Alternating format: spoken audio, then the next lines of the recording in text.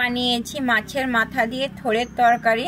একটা অসম্ভব একটা সুন্দর রেসিপি। দেখতে থাকুন আমার রেসিপিটা আমি কিভাবে বানিয়েছি।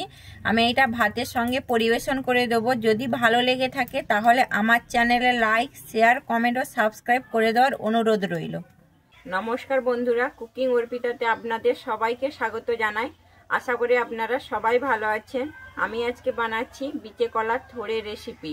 আমার যদি এই রেসিপিটা ভালো লেগে থাকে তাহলে আমার চ্যানেলে একটা সাবস্ক্রাইব ও একটা লাইক করে দেওয়ার অনুরোধ রইল।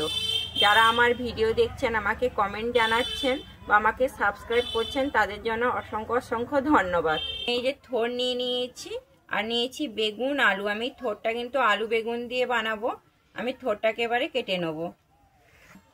আমি থোড়টা কিন্তু এরকম প্রথমে উপরে যে ছালটা থাকে এটাকে আমি তুলে নিচ্ছি। থোড় কিন্তু আমাদের অনেক উপকারী একটা সবজি। থোড় খেলে আমাদের পেট ঠান্ডা করতে, যাদের হাই প্রেশার আছে, প্রেশার কমাতে থোড় কিন্তু খুবই সাহায্য করে। আমাদের গ্রামের দিকে তো ছোট বিচে কলার গাছে রস করে খায় পেট ঠান্ডা করতে। এভাবে ছিলে নিলাম, নিয়ে এবার থোড়টাকে আমি কেটে নিচ্ছি। আমি কিন্তু থালায় একটা জল নিয়েছি। এই থোড়ের এইগুলো কিন্তু বাদ দিয়ে দেবো। থোড়টা কিন্তু জলের মধ্যেই কাটবো, নাহলে থোড়ে প্রচুর কষ থাকে, কালো হয়ে যাবে, নাহলে থোড়টা দেখতে ভালো লাগবে না। আমি থোড়টা কিন্তু একদম সরু সরু করেই কাটবো। থোড় কিন্তু যত সরু সরু কাটা হবে তরকারিটা কিন্তু ততই ভালো হবে। এই যে দেখুন কত আমি সরু সরু কেটেছি। আমি কিন্তু এরকম ভাবেই সমস্ত থোড়টা কেটে নেব। আমি এই যে দেখুন থোড়টা কেটে নিয়েছি। বলেছিলাম থোড়ে কিন্তু কষ থাকে, তাই আমি জলে দিয়ে রেখেছি। এই জলটা কিন্তু কোনো কাজে লাগবে না, আর আমি জলটা ফেলে দেবো। আমি আলু বেগুনটাও কেটে নিয়েছি। আমি কিন্তু থোড়ে মাছের মাথা দিয়ে বানাবো। এখানে আমি রুই মাছের মাথা নিয়েছি। আপনাদের যে মাছের মাথা ভালো লাগে সেই মাছের মাথা দিয়ে আপনারা বানাতে পারেন। আমি থোড়ের জলটাকে প্রথমে ফেলে দিচ্ছি। আমি জলটা কিন্তু ফেলে দিয়েছি। এবারে আমি থোড়ের মধ্যে দিয়ে দিচ্ছি লবণ আর দিচ্ছি হলুদ। আমি মাছের মাথাতেও লবণ দিয়ে দিচ্ছি আর দিচ্ছি হলুদ। আমি এটাকে মাখিয়ে নিচ্ছি। আমি থোড়টাও ভালোভাবে লবণ আর হলুদটা কিন্তু ভালোভাবে এরকমভাবে আমি চটকে নেব। একবার এইভাবে মাছের মাথা দিয়ে থোড় বানিয়ে দেখবেন, খেতে কিন্তু দারুণ লাগবে। যারা থোড় পছন্দ করে না তারাও চেয়ে চেয়ে খাবে। আমি থোড়ের তরকারিতে দেওয়ার জন্য এখানে আমি মশলা নিয়েছি। এখানে নিয়েছি আদা, আর নিয়েছি ধনে, আর নিয়েছি জিরে, আর নিয়েছি কয়েকটা কাঁচা লঙ্কা আর গোলমরিচ। আমি সবগুলোকে কিন্তু একসঙ্গে বেটে নেব। আমি শিলের মধ্যে অল্প একটু হলুদ দিয়ে দিচ্ছি। আমাদের গ্রামের দিকে চল আছে, এমনি শিলে বাটতে নেই, তাই জন্য আমি একটু হলুদ দিয়ে বেটে নিচ্ছি মশলাটাকে। বাটা মশলার কিন্তু একটা টেস্টই আলাদা।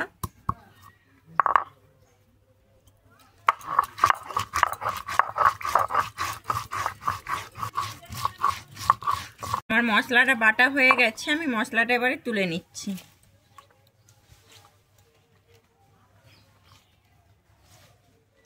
আমি উনুনে কড়া বসিয়ে দিয়েছি। আমি কড়াইতে সর্ষে তেল দিয়েছি। আমি রান্নাটা কিন্তু সর্ষে তেলেই করে নেব।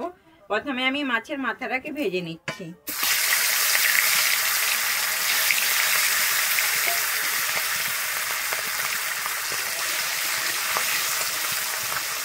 আমি মাথাটা উল্টে নিচ্ছি। আমি মাথাটা কিন্তু এরকম ভাবে উল্টে পাল্টে ভেজে নেব। আমার মাছের মাথাটা ভাজা হয়ে গেছে। মাছের মাথাটাকে তুলে নিচ্ছি। আমি এই মাছ ভাজা তেলের মধ্যে দিয়ে দিচ্ছি একটা শুকনো লঙ্কা আর 5 ফোড়ন। আমার শুকনো লঙ্কা 5 ফোড়নটা ভাজা হয়ে গেছে। আমি এখানে দিচ্ছি 2টো কুচানো পেঁয়াজ।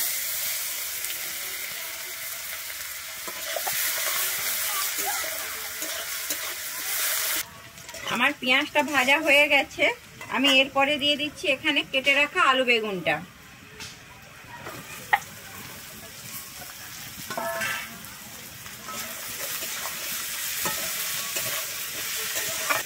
আলু বেগুনটা আমি ভালোভাবে কিন্তু পেঁয়াজের সঙ্গে মিশিয়ে নিয়েছি। আমি এরপর এখানে দিয়ে দিচ্ছি লবণ। আমি যেহেতু থোড়ে লবণ দিয়েছি তাই জন্য এখানে লবণটা কিন্তু আমি অল্পই দেবো। আমি লবণটা দিয়ে এবারে ভালোভাবে মিশিয়ে নিচ্ছি।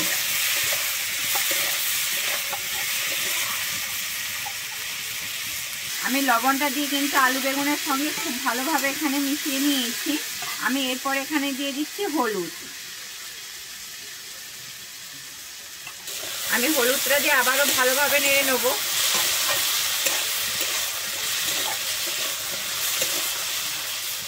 আমি তারপরে এখানে ঢেকে দিচ্ছি কিন্তু 2 মিনিটের জন্য। আমার 2 মিনিট হয়ে গেছে। আমি ঢাকনাটা খুলে দেখছি। আমি আলু বেগুনটা কিন্তু আবারও ভালোভাবে এখানে নেড়ে নিচ্ছি। আমি আলু বেগুনটা কিন্তু একটু ভালো করে ভেজে নেবো, তাই আমি আবারও ঢেকে দিচ্ছি। আমি আবারও এখানে ঢাকনাটা খুলে নিচ্ছি। আমার কিন্তু আলু বেগুনটা এখানে ভাজা হয়ে গেছে। আমি এরপরে দিয়ে দিচ্ছি এখানে কেটে নেওয়া ছোটটা। আমি ছোটটাতে আগেই নুন হলুদ মাখিয়ে নিয়েছিলাম। ছোটটা কিন্তু এরকম হাত দিয়ে এরকম চেপে চেপে দেবো, এতে করে থোড়ে জলটা বেরিয়ে যাবে।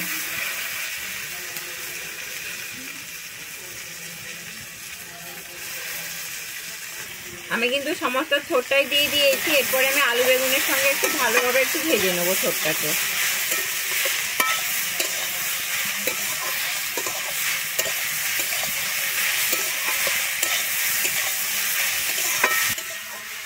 আমি কিন্তু এখানে ছোটটা 2 থেকে 3 মিনিটের মতো ভেজে নিয়েছি।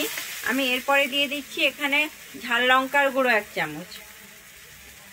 ঝালটা অবশ্যই আপনারা আপনাদের পরিমাণ অনুযায়ী দেবেন। দিয়ে আমি থোড়ের সঙ্গে আবার একটু ভালোভাবে মিশিয়ে নিচ্ছি। আমি এরপর এখানে দিয়ে দিচ্ছি বেটে নেওয়া মশলাটা। আমি মশলাটা দিয়ে কিন্তু একটু ভালোভাবে কষিয়ে নেব। আমার মশলা থেকে যতক্ষণ না কাঁচা গন্ধ যায় আমি কিন্তু মশলাটা ততক্ষণই এখানে কষাতে থাকবো। আর এতে করে আমার থোড় আলু বেগুনটাও খুব ভালোভাবে আরও কষানো হয়ে যাবে। আমার মশলাটা কিন্তু এখানে খুব ভালোভাবে কষানো হয়ে গেছে। আমি এরপরে দিয়ে দিচ্ছি এখানে কাঁচা ছোলা, আর দিচ্ছি ভেজে রাখা মাথাটা। আমি কিন্তু মাথাটাকে গুঁড়িয়ে নিয়েছি, মাথাটা দিয়ে দিচ্ছি। দিয়ে কিন্তু আমি আবারও একটু ভালোভাবে নেড়ে নিচ্ছি।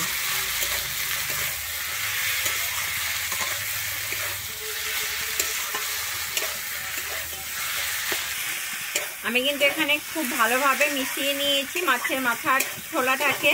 আমি এরপরে দিয়ে দিচ্ছি এখানে উপর থেকে চিনি।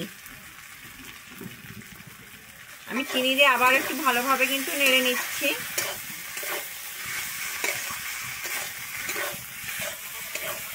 আমি এরপরে কিন্তু এখানে জল দিয়ে দিচ্ছি।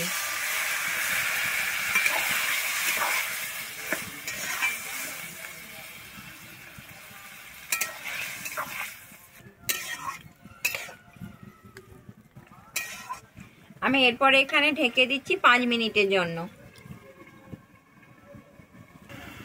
আমার 5 মিনিট হয়ে গেছে। আমি ঢাকনাটা খুলে দেখে নিচ্ছি। আমি যে জলটা দিয়েছিলাম জলটা কিন্তু আমার সম্পূর্ণ শুকনো হয়ে গেছে। আর এটা অবশ্যই 5 মিনিট আমি হালকা আঁচে রেখেছিলাম। আমার তরকারিটা কিন্তু খুব সুন্দর হয়ে গেছে, মাখো মাখো। আমি এরপরে উপর থেকে এখানে 1 চামচের মতো ঘি দিয়ে দিচ্ছি। আমি ঘিটা দিয়ে কিন্তু আবারও একটু ভালোভাবে মিশিয়ে নেব।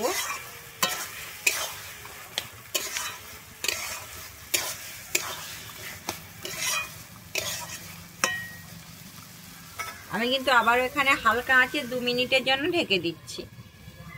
আমার 2 মিনিট হয়ে গেছে। আমি ঢাকনাটা খুলে দেখে নিচ্ছি। আমার তরকারিটা কিন্তু সম্পূর্ণভাবে রেডি হয়ে গেছে। যদি আমার এই রেসিপিটা ভালো লেগে থাকে তাহলে আমার চ্যানেলে লাইক, শেয়ার, কমেন্ট ও সাবস্ক্রাইব করে দেওয়ার অনুরোধ রইল। আমি এবারে তরকারিটাকে নামিয়ে দিচ্ছি।